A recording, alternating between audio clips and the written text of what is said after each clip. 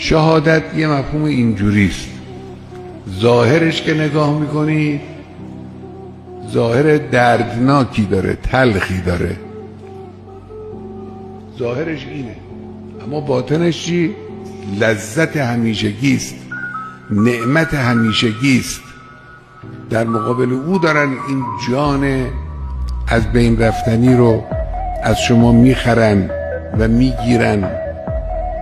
این وعده خداست، مخصوص این دین شما هم نیست. این وعده رو خدا در کتاب‌های آسمانی قبلی هم داده، وعدن علیه حقا فی التورات و الانجیل و القرآن. شهادت اینه. این جانی که من و شما داریم همون یخه، این داره ذره ذره میره دیگه، مگه نیست اینجور؟ ذره ذره داره تمام میشه.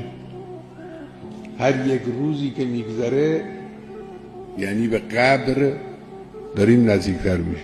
این داره روز به روز میره. حالا چقدر طول بکشه، بعضیا این سرآمدشون 40 سالگیست، بعضی 50 سالگیست، بعضی 80 سالگیست، بالاخره تمام میشه. این جنسی را که چه شما بفروشی چه نفروشی بالاخره تمام خواهد شد.